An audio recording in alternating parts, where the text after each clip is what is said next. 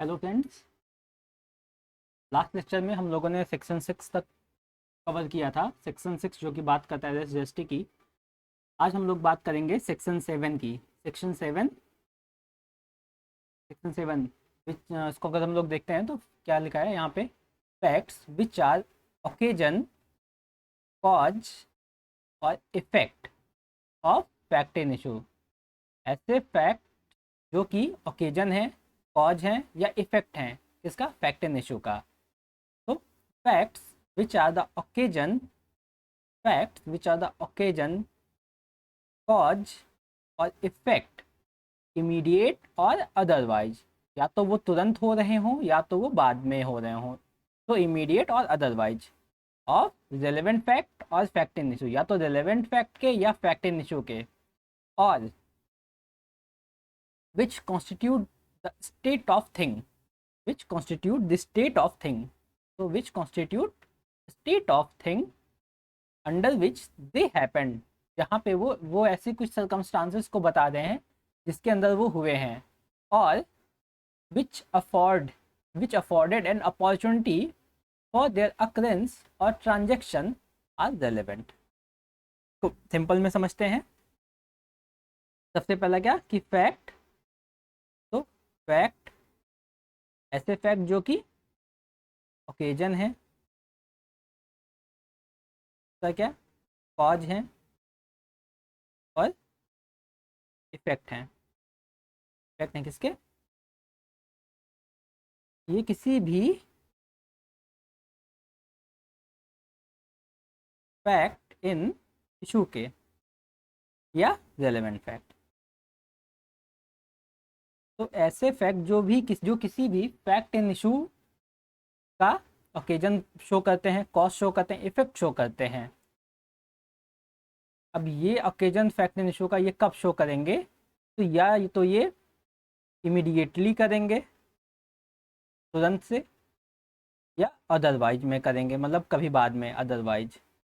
तो fact which are the occasion, ऐसे fact जो कि किसी चीज़ के ओकेजन को शो करते हैं कि वो चीज़ किस अवसर, किस क्यों हुई, किस क्या अवसर था जिस पे हुई या किस ओकेजन पे हुई, या व्हाट इज द जो कॉज क्या है, उस फैक्ट के होने के पीछे रीजन क्या है, कॉज क्या है, या इफेक्ट क्या आता है, इमीडिएट हो या अदरवाइज, मतलब या तो वो इमीडिएट में हो या तो वो अदरवाइज में बाद में हो, इसका रेलेवेंट फैक्ट का या फैक्ट इन इशू का। और which constitute the state of thing, या वो किसी ऐसे स्टेट ऑफ थिंग को कॉन्स्टिट्यूट करते हो अंडर विच दे हैपन, जहाँ पे वो चीज़ें हैपन हुई हैं। और विच अफोर्डेड एन अपॉर्चुनिटी, या तो वो एक अपॉर्चुनिटी बनाती हैं फॉर देयर अकरेंस और फॉर द ट्रांजेक्शन। तो इसको हम लोग इन डिटेल कवर करते हैं। पहले हम लोग एक इलस्ट्रेशन देखते हैं, इलस्ट्रेशन के बाद हम लोग इसको इन डिटेल कवर करते हैं। इलस्ट्रेशन है, the question is whether A robbed B, A ने बी का रॉब किया, ये क्वेश्चन है। तो ये क्वेश्चन है कि क्या ए ने बी के साथ रॉबरी की। The fact that shortly before the robbery से ठीक पहले B went to a fair, B एक मेले में गया था, विथ मनी, पैसे के साथ गया था जो कि उसके पास थे। And that he showed it, उसने उस पैसे को दिखाया था या मेंशन किया था, the fact that he had it to third person, उसने किसी तीसरे पर्सन को ये बताया था कि वो मेले में आया, उसके पास काफ़ी पैसे हैं और वो मेला घूमेगा। तो ये चीज़ें अगर वो किसी थर्ड पर्सन को भी बताया तो वो रिलेवेंट हो जाती हैं। तो अब ये चीज़ें क्यों रेलेवेंट होंगी, क्योंकि जब वो मेले में गया तो वो किसी एक ओकेजन पे वो मेले में जा रहा है, और वो जिस पर्सन से कह रहा है मे भी ये चांसेस हैं कि वो पर्सन किसी को बता दिया हो, उसने उसके साथ रॉबरी कमिट की हो। तो ये शो करता है इफेक्ट की, अगर उसने पैसे ना दिखाए होते तो उसके साथ रॉबरी नहीं होती। और कॉज कॉज इसलिए कि अगर कि अपने उसने रीजन अपने कॉज में, ये कॉज में इसलिए आएगा क्योंकि कॉज क्या होता है कि कॉज का मतलब यहाँ पे आएगा कि एक तो वो मेले में गया तो वहाँ से एक अपॉर्चुनिटी निकल के आती है पर्सन का। अगर वो घर में होता या कहीं और होता तो शायद ये अपॉर्चुनिटी नहीं आती। तो एक तो वो मेले में गया, एक अपॉर्चुनिटी है। फिर उसने एक पर्सन सी है, इससे वो बताता है कि मेरे पास काफ़ी पैसे हैं, आज मैं पूरा मेला घूमूंगा, इस टाइप की उसने बातें की। तो उससे सी को पता चलता है कि इसके पास काफ़ी पैसे हैं। तो ये उसने जो भी बताया ये रीजन बना। और किसी पर्सन ने उसे आके रॉब किया, ये उस रीजन का इफेक्ट हुआ कि उस इसलिए वो उसके पास पैसे थे तो उसके पास इफेक्ट हुआ। तो ये इफेक्ट मेनली ये इफेक्ट का है कि अगर उसने वो बताया ना होता तो उसके साथ रॉबरी नहीं होती। तो ये उसके उसने जो भी बताया उसका एक इफेक्ट है। हम लोग पहले समझेंगे, इसमें 3 वर्ड आते हैं जो कि सबसे ज़्यादा पूछे जाते हैं। ओकेजन, दूसरा है कॉज, और तीसरा है इफेक्ट। ओकेजन जिसको ओकेजन को हम लोग कहते हैं अवसर हिंदी में, और कॉज को कारण कहते हैं, इफेक्ट को कहते हैं कि परिणाम क्या हुआ, जो भी उसका रिजल्ट हुआ। अब इसको हम लोग पहले तो एक केस से समझते हैं। हम लोगों ने लास्ट लेक्चर्स में कई बार डिस्कस किया आज वर्सेस रिचर्डसन का केस। तो रिचर्डसन के फैक्ट को याद करते हैं कि अगर उससे हम अपना ओकेजन निकालते हैं कि रिचर्डसन ने ओकेजन क्या हुआ, अवसर क्या हुआ, तो अगर अवसर को निकालते हैं इससे अवसर क्या है, तो रिचर्डसन के केस में हमें पता चलता है कि रिचर्डसन ने जो लड़की थी इसको मार दिया था, किल किया था इसको, ठीक है, इसका मर्डर किया था। तो इसके मर्डर के पीछे जो सबसे बड़ा रीजन था कि एक तो वो लड़की अपने हाउस में अकेले थी, तो वो उसका अकेले रहना ये एक ओकेजन क्रिएट करता है कि इस पर एक्यूज के पास कि वो गया और उसने उसको आसानी से जानबूझ के आसानी से मार दिया। तो ये एक ओकेजन क्रिएट करता है। लाइक कि अगर हम देखें तो रेप के केसेस में ओकेजन तभी होता है जब कोई पर्सन ऐसे प्लेसेस पे होता है जहाँ पे वो अकेला होता है। तो ऐसे प्लेसेस में तभी होता है जब कोई पर्सन ऐसे अकेले प्लेस पे हो, तो वो प्लेस उसको ओकेजन देते हैं। दूसरा देखें रिचर्ड कॉज। तो अगर हम आर वर्सेस केस रिचर्डसन के केस से हम इसका कॉज निकालते हैं, कॉज क्या था, तो उस लड़की थी वो प्रेग्नेंट थी। तो इसकी प्रेगनेंसी जो थी वो कहीं ना कहीं इसके पीछे रीजन थी, कारण थी कि उस एक्यूज ने उसका मर्डर किया, क्योंकि उससे पता लगता था कि उसकी चीज़ें थिंग जो है वो भी रिवील हो जाएंगी। और इफेक्ट, अगर हम इफेक्ट की बात करें तो इफेक्ट क्या था, तो इफेक्ट को हम लोग समझते हैं कि रिचर्डसन ने उसको गला काट दिया था, तो थ्रोट को कट किया था। तो गले काटने से मान लीजिए वहाँ पे जो भी गले काटने से वहाँ पे ब्लड गिरे, ब्लड गिरने के बाद वो बर्ड फ्लोर पे भी गिरे और एक्यूज के सूज पे भी गिरो, तो उस फ्लोर पे और सूज पे जो भी ब्लड के स्टेन्स पड़े वो सारे उसके इफेक्ट को शो करते हैं। अब ये चीज़ें या तो ये सारी चीज़ें जो भी ओकेजन कॉज इफेक्ट था या तो इमीडिएट होते हैं या अदरवाइज मीन्स बाद में होते हैं, लेटर ऑन होते हैं। तो वो सारी चीज़ें रेलेवेंट होंगी, तो कहते हैं कि होता है ये रेलेवेंट हो गया फैक्ट। ये किसी फैक्ट से वो रेलेवेंट करती हैं डायरेक्टली, तो वो सिर्फ एक ओकेजन है या फिर वो एक रीजन होती हैं, बट अगर आप कॉन्सिक्वेंस में देखो कि उसका रिजल्ट क्या निकलता है तो वो उस फैक्ट से कनेक्ट होने के बाद वो बताती हैं कि ये ऐसा रीजन था या ऐसा ओकेजन था तभी ये चीज़ हुई।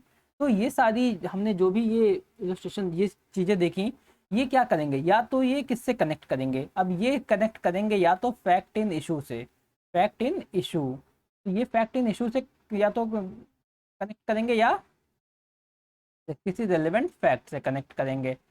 अब अगर ये इन फैक्ट से रेलेवेंट फैक्ट से या फैक्ट इन इशू से कनेक्ट करते हैं तो वो एक रेलेवेंट हो जाएंगे, रेलेवेंट हो गए तो वो एडमिसिबल हो जाएंगे फिर। तो ये चीज़ें हैं। अब हम लोग इसमें समझते हैं जो वर्ड्स आए हैं, ओकेजन, ओकेजन। तो ओकेजन को हम लोग ऐसे समझ सकते हैं, evidence can always be given of the set of circumstances which constituted the occasion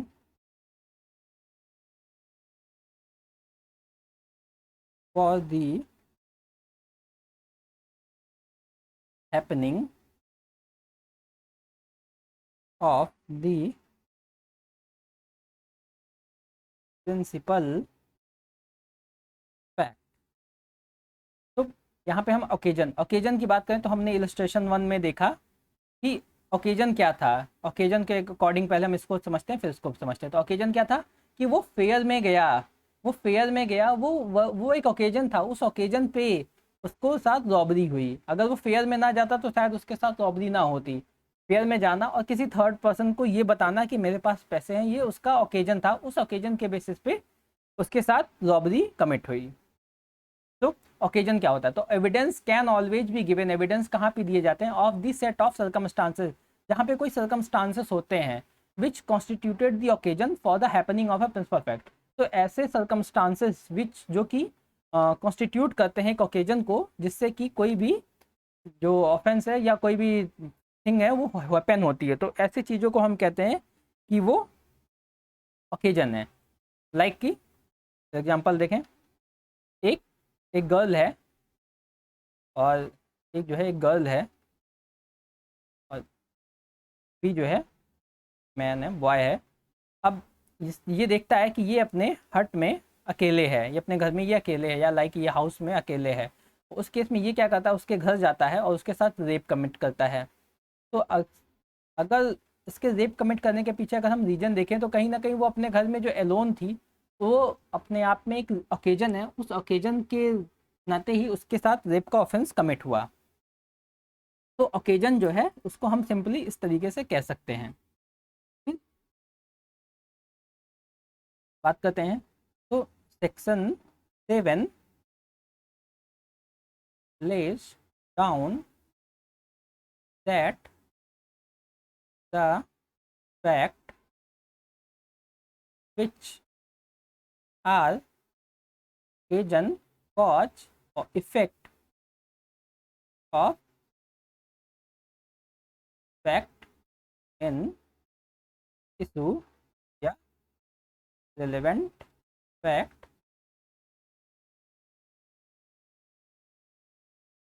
तो सिंपल सी बात है ये। तो सेक्शन 7 के अकॉर्डिंग देखें तो सेक्शन 7 लेट डाउन करता है कि अगर कोई चीज़ ओकेजन है, कॉज है, इफेक्ट है, किसी fact in issue, relevant fact है। अगर हम इस केस में देखें तो हमारे साथ क्या है कि एक लड़की है जो कि अपने घर पे अकेले है, तो वो शो करता है कि उस ओकेजन पे वो अकेले थी, तो उसके नाते उसका रेप कमिट हुआ, तो ये फैक्ट इन इशू में भी आएगा। और अगर ये किसी रेलेवेंट फैक्ट से मिलता है तो इसे हम कहेंगे कि वो एक भी रिलेवेंट फैक्ट का पार्ट है। उसके बाद से अगर ये चीज़ें शो प्रूव हो जाती हैं तो वो एडमिसिबल हो जाएगा।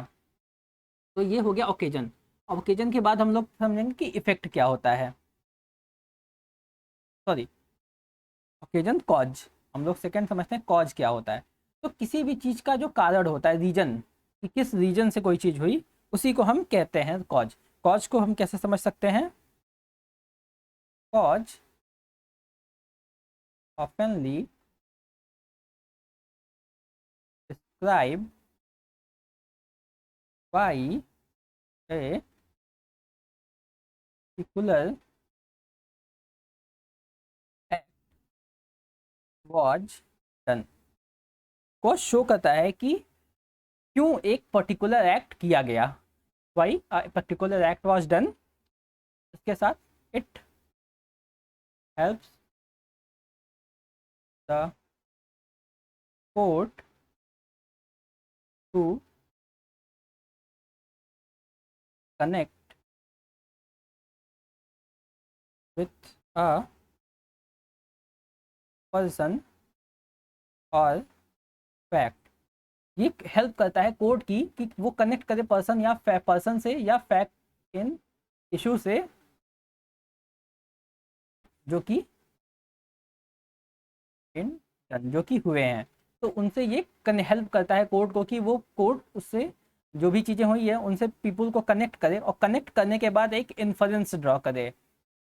Inference, sorry, to draw an inference. तो कोर्ट क्या करेगी, अगर उसके रीजन से कोर्ट एक अनुमान लगाएगी कि हाँ अगर ऐसा हो सकता है कि अगर ये रीजन रहा हो इसलिए इस एक्यूज ने ये किया है वर्क। इसका एग्जांपल लेते हैं कि है ए, इधर है B.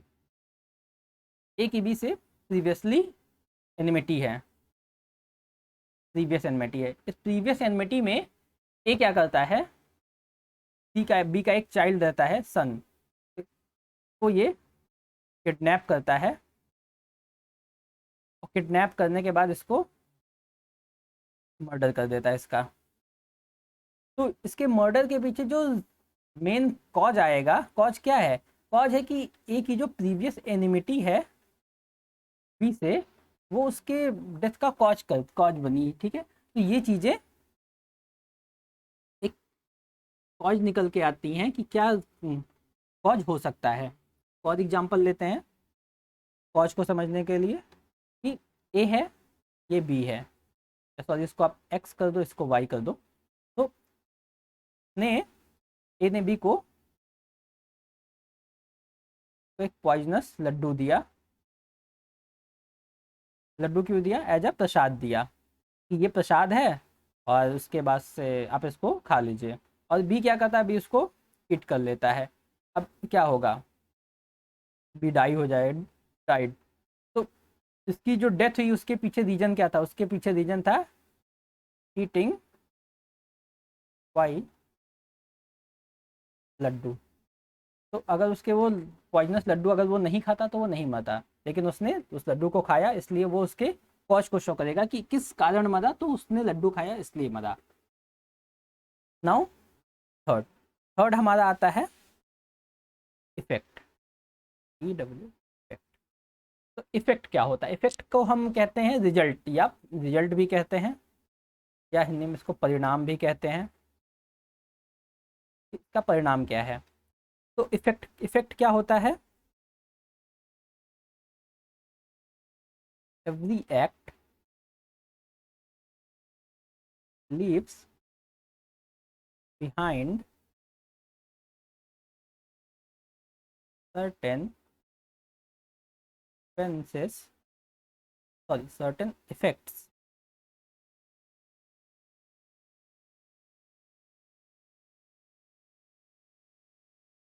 which not only record the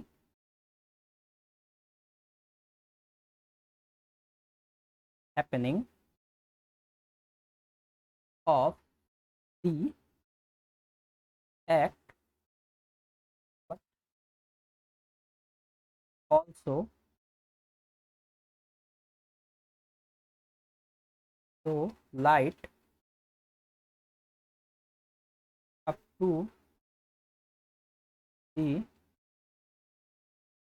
nature of the act। तो इफेक्ट क्या है, तो every act leaves behind certain effect, हर एक एक्ट से कुछ इफेक्ट निकल के आते हैं, विच नॉट ओनली रिकॉर्ड, जो कि सिर्फ रिकॉर्ड ही नहीं करते, which not only record the happening of the act, जो सिर्फ और सिर्फ ये नहीं डिसाइड करते कि क्या हुआ होगा, but also so light up to the nature of act, कि उस चीज़ का नेचर कैसा था, कि उस किसी चीज़ पे वो चीज़ कैसे हुई, उसका परिणाम क्या निकला, उस चीज़ को भी बताते हैं, और साथ ही साथ ये भी बताते हैं कि वो किस नेचर का था। लाइक एग्जाम्पल इसमें आप समझो कि ए है और ए ने बी को यहाँ पे इसने स्टिक से करीब 100 ब्लो दिए। तो ये शो करता है, इफेक्ट ये बताता है कि इसके इफेक्ट से इसके बॉडी पे जो भी बाउंड्स आए होंगे, बाउंड्स आए होंगे, या कुछ अगर बोन में कुछ फ्रैक्चर होता है, तो ये सारी चीज़ें इफेक्ट शो करती हैं कि अगर ये 100 बार मार रहा है तो इसका ये इफेक्ट है कि उस पर इतने सारे चोट लगी, उसको मार्क्स आए, उसकी ब्लड अगर निकल रहा है तो ब्लड भी निकला, तो ये सारी चीज़ें एक इफेक्ट में आती है। तो ये तो एक तरीके से इसको तो बताते ही हैं कि इफेक्ट में क्या निकला, इसके साथ ही साथ ये लाइट करते हैं कि नेचर क्या था। तो अगर हम देखें तो इसका इससे अनुमान लगा सकते हैं कि इसका जो नेचर था वो ग्रीवियस नेचर का था, और इसका प्योर इंटेंशन था कि वो ए जो है वो बी की डेथ कॉज करना चाहता था। तो एक इससे इफेक्ट पता चलता है कि इसका रिजल्ट क्या निकला। अगर सेम हम इसको अपने एग्जाम्पल में रखें, लास्ट एग्जाम्पल में, कि ए ने बी को पॉइजनस लड्डू दिया था, तो पॉइजनस लड्डू के केस में क्या हुआ कि ए मान लीजिए खाया और बी इसकी डेथ इसकी हो गई लड्डू खा के, अब इफेक्ट क्या आएगा, कैसे पता चलेगा कि उसने लड्डू खा के, तो उसकी बॉडी या तो ब्लू पड़ जाएगी या ब्लैक पड़ जाएगी, या फॉरेंसिक रिपोर्ट में ये आएगा कि इसके किसी पर्टिकुलर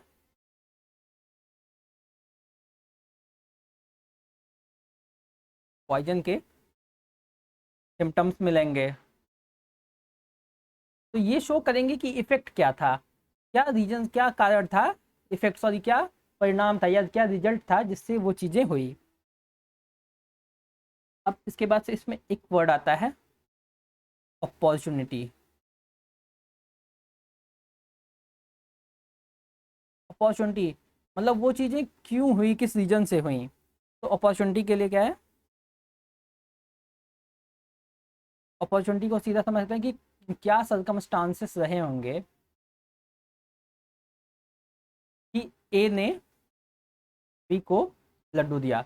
तो अपॉर्चुनिटी में कैसे होता था कि मान लीजिए वो अपने सर्वेंट से लड्डू भेज दिया, ये भी एक अपॉर्चुनिटी उसकी रही हो, या उसने किसी कोई प्लान बनाया, उस प्लान के अपने कमीशन में उसने उस लड्डू को भेजा हो। तो ये अपॉर्चुनिटी पे डिपेंड करेगा कि उसको क्या अपॉर्चुनिटी मिलती है और उस अपॉर्चुनिटी में उसने वर्क किया उसको।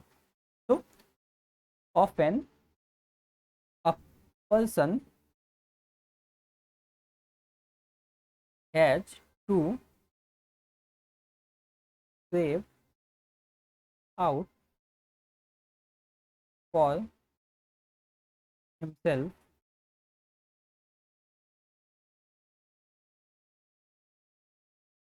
N opportunity to do the act in question. तो often a person has to crave out for himself an opportunity। एक आदमी हमेशा क्या करता है, अपने लिए एक अपॉर्चुनिटी खोजता है। लाइक कि अगर हम देखें to do the act in, कुछ ऐसे एक्ट को करने के लिए जो कि क्वेश्चन में है। लाइक अगर हम देखें तो रिचर्डसन वाला अगर हम केस लेते हैं, तो रिचर्डसन वाले केस में क्या था, उसने अपने आप को देखा कि वो स्कूल में है, स्कूल में उसके ब्रेक हुआ था, उस टाइम पे दिन में वो अगर निकल के चला जाता है तो लोगों को डाउट भी नहीं होगा। एज जब वो अपने डेली रूटीन में वो लोगों के सामने भी रहेगा तो कहीं किसी का उस पर डाउट नहीं जाएगा। तो उसने अपने लिए एक अपॉर्चुनिटी क्रिएट की, उस अपॉर्चुनिटी के बेसिस पे वो उस टाइम पे निकला। तो often a person have to crave out for himself an opportunity to do act in question. This may involve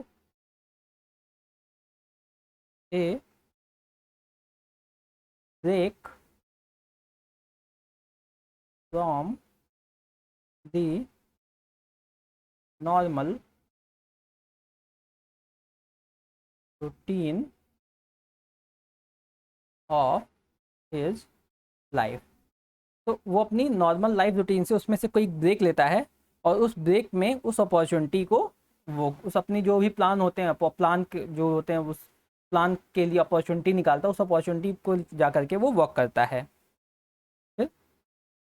evidence of opportunity thus become important as it shows that the act must have been done by the person who had the opportunity to do it। So evidence of opportunity thus become important as it's shown that the act must have been done by the person who had opportunity to do it। Simple से समझते हैं, ए है और ये B है। ए जो है वो बी का नाइबर है। अब ए बी, मान लीजिए बी के पास कोई ऐसे डॉक्यूमेंट्स हैं जिससे ये पता चल जाता है कि ए जो है, ए ने एक ऑफेंस किया है और उस ऑफेंस के वो ऑफेंस वो शो करने के चाहता है कि वो शो कर दे। अब बी अपने घर में रहता है, ए उसका नाइबर है, तो ए एक ऐसी अपॉर्चुनिटी की तलाश में रहता है कि कब मौका मिले वो जाए और बी के साथ बी से वो डॉक्यूमेंट ले ले। एक मान लीजिए किसी एक दिन, जैसे लाइक कि मंडे की मॉर्निंग में, मंडे मॉर्निंग में ये देखता है कि बी की पूरी फैमिली, बी की पूरी फुल फैमिली जा रही है किसी ट्रिप पे। तो इसको वो ओकेजन फाइनली मिल गया, सॉरी वो इसको ओकेजन पे ओकेजन मिला जिसपे इसको अपॉर्चुनिटी मिली कि वो चाहे तो बी के घर में जा करके थेफ्ट कॉज कर सकता है। तो वो बी के घर में जाके चोरी करके वो डॉक्यूमेंट ले आता है। तो यहाँ पे अगर हम देखें तो अगर वो लोग घर छोड़ के जाते नहीं तो शायद बी को वो अपॉर्चुनिटी नहीं मिलती जिसमें वो अपने एक्ट को कर सके। फिर में केस आता है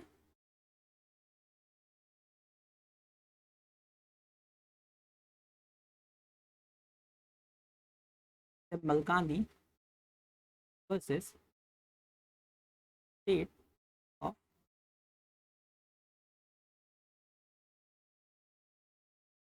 1973। मेनली ये केस जो बात करता है वो केस की जो केस सीधा सीधा पूछता है एग्जाम से में, वो है टेप रिकॉर्डेड कन्वर्सेशन की। अब इस केस की रेलेवेंसी क्या है, तो इस केस की सबसे बड़ी रेलेवेंसी कि ये केस जो है वो सेक्शन 6 में भी फॉल करता है, सेक्शन 7 में भी फॉल करता है और सेक्शन 8 में भी फॉल करता है। 6 में क्यों फॉल करता है, क्योंकि 6 में हम लोगों ने डिस्कस किया था कि कोई चीज़ जो कि part of same transaction, like कि आप जा रहे हो, आप दो, आपने देखा कि दो लोग झगड़ रहे हैं और उस जगह पे आप रुक जाते हो, तो आप पार्ट ऑफ सेम ट्रांजेक्शन हुए। उसी तरीके से अगर ए है और ये बी है, ए और बी बात कर रहे हैं और बी के साथ, बी अपने साथ क्या करता है, वहाँ पे एक टेप रिकॉर्डर भी रख देता है, टेप रिकॉर्डर। तो वो टेप रिकॉर्डर भी उस समय वहाँ पे प्रेजेंट है, तो वो भी पार्ट ऑफ सेम ट्रांजेक्शन में आ जाता है। इसीलिए टेप रिकॉर्ड में जो भी कुछ होगा वो रेलेवेंट होगा, हाँ, बट उसको हमें ये कंफर्मेशन करना होगा, वॉइस रिकॉग्नाइजेशन उसका पहले कर देना पड़ेगा। टेबल में क्या होगा, टेबल में कैसे हो जाएगा कि उस टेप रिकॉर्डिंग से कुछ ऐसे इफेक्ट, टेप रिकॉर्डिंग का इफेक्ट ये निकला कि उसने एक्यूज ने मान लीजिए कोई ऐसी बात कही और वो रिकॉर्ड हो गई, तो वो रिकॉर्ड होने पे उसको इसके थ्रू सुना जा सकता है। तो वो एक तरीके से जो टेप रिकॉर्डिंग का इफेक्ट है कि हम उस चीज़ को रिकॉर्ड कर लिए हैं, तो इसलिए सेक्शन 7 में टेप रिकॉर्डेड स्टेटमेंट को भी रिलेवेंट कर दिया गया है। तो यहाँ पे हम लोग अब चलते हैं तो बात करते हैं facts which are the occasion, cause और इफेक्ट। तो ऐसे फैक्ट जो कि ओकेजन है, कॉज है और इफेक्ट है किसी फैक्ट एंड इशू का, जो कि कॉन्स्टिट्यूट करते हैं फैक्ट, जो कि कॉन्स्टिट्यूट करते हैं किसी इमीडिएट ओकेजन पे, या तो इमीडिएट या तो अदरवाइज किसी रिलेवेंट फैक्ट या फैक्ट एंड इशू को, या वो कॉन्स्टिट्यूट करते हैं कोई ऐसा स्टेट ऑफ माइंड, ऐसा स्टेट जिसमें कि वो चीज़ हैपन होती है, मतलब वो एक अपॉर्चुनिटी निकालते हैं, या ऐसा सरकम माहौल बनाते हैं कि जिससे वो चीज़ हैपन हुई हो। तो इसको हम लोगों ने डिस्कस कर लिया है। इसका अब इलस्ट्रेशन देखते हैं, बी वाला, ए हम लोगों ने ऑलरेडी डिस्कस किया है। The question is whether A murder B, question है कि ए ने बी का मर्डर किया है, ए ने बी का मर्डर किया है। Marks on the ground, ground पे जो भी मार्क्स थे produced by a struggle at और near the place where the murder was committed और रिलेवेंट। तो आपको ये बताना है कि ये क्या होगा, अगर आप चाहो तो कमेंट करके बता सकते हो, वरना इसका जो सीधा आंसर है कि ए ने, क्वेश्चन था कि ए ने बी को मारा, तो जो भी मार्क्स थे ग्राउंड पे, जो भी मार्क्स निकल के आए प्रोड्यूस बाय उसके स्ट्रगल से, एट और near the place where the murder was committed, तो उस प्लेस पे जो भी निशान निकल के आए या जो भी चीज़ें वहाँ पे हुई, तो ये शो करती हैं कि ये उसका इफेक्ट था, कि उसके इफेक्ट में ये चीज़ें हुई हैं, कि वहाँ पे मार्क्स निकले, या उसके जगह मान लीजिए कि जहाँ पे ग्राउंड पे जहाँ पे हुआ गया वहाँ पे कुछ पेड़ पौधे थे, लाइक एक फील्ड था तो फील्ड में पेड़ थे, वो पेड़ टूटे हुए थे उस पर्टिकुलर एरिया में, produced by struggle at near place where the murder was committed, तो वो एक रेलेवेंट फैक्ट हो जाएंगे। या जैसे किसी का मर्डर होता है तो जो ब्लड वहाँ पे गिरता है, या लाइक कि एक ए है, एक गाड़ी ड्राइव करता है, इसका बी से एक्सीडेंट हो जाता है, तो गाड़ी जब किसी से एक्सीडेंट होता है तो वहाँ पे मेनली जो उसके कांच होता है, लाइक जो ग्लास होता है वो टूट जाता है। तो ग्लास जब टूटेगा तो उसके जो पार्टिकल्स होंगे वो ये शो करेंगे कि यहाँ पे ही एक्सीडेंट हुआ था, ये पर्टिकुलर प्लेस है जहाँ पे ये एक्सीडेंट हुआ था। ठीक कहता है the question is whether A poison B, question है कि ए ने बी को जहर दिया। The state of B's health, the state of B's health before the symptoms ascribed to poison and habits of B known to A which afforded an opportunity to the admission of poison are relevant fact। Simple सा समझते हैं कि ए है और ये B है, ए ने B को पॉइजन दिया है, पॉइजन दिया है। अब इसमें ये देखना कि ए को पता था कि बी की सारी हैबिट्स के बारे में पता था, इसको पता था कि ये बी जो है मॉर्निंग में लंच करता है, मॉर्निंग में ब्रेकफास्ट करता है, लंच कितने बजे करता है, डिनर कितने बजे करता है। अच्छा, अगर उसको मान लीजिए उस चीज़ को स्वीट में मिला के भेजना था तो इसे पता है कि ये शाम के डिनर के बाद से ये स्वीट ज़रूर खाता है, इसको ये सारी चीज़ें अगर इसको पता है तो ये उस ओकेजन पे ही उसी टाइम भेजता है और उस भी जो है वो कंज्यूम कर लेता है। तो ये भी जो भी चीज़ें थी वो अफोर्डेड एंड अपॉर्चुनिटी, तो वहाँ पे उसको एक अपॉर्चुनिटी पता मिल जाती है, उस अपॉर्चुनिटी से वो अपनी जो भी फैक्ट है उसको, जो भी उसके माइंड में है उस चीज़ को वो डन करता है या उसको वो करता है। तो ये माना जाएगा कि वो एक रेलेवेंट फैक्ट है, क्योंकि उसे सब कुछ पता था, उसकी हैबिट्स पता थी, उसको ये पता था कि सिम्टम्स क्या क्या होते हैं, बॉडीज निकल के आएंगे, वो कैसे करते वर्क कर सकता है, ये सारी चीज़ें उसको पता थी। तो उस स्टेट ऑफ माइंड में वो जो भी अपॉर्चुनिटी क्रिएट करके वर्क करता है वो सब एक रेलेवेंट फैक्ट होंगी। तो हम लोगों ने सेक्शन 7 को कवर कर लिया। आई थिंक का जो मेन क्वेश्चंस आते हैं वो शॉर्ट टाइप के क्वेश्चंस इससे पूछता है एग्जाम में, और प्रीलिम्स में डायरेक्टली ओकेजन कॉज और इफेक्ट से क्वेश्चन पूछते हैं। तो मेनली आप इसको यहाँ से कवर कर सकते हो। अगर आपकी कोई क्वेरी हो, जहाँ पे आपको अगर कोई प्रॉब्लम आई हो, तो आप हमें इंस्टाग्राम पे हिस्ट्री फॉर लाइफ हमारा पेज है, आप इस पर मैसेज कर सकते हो। Thank you.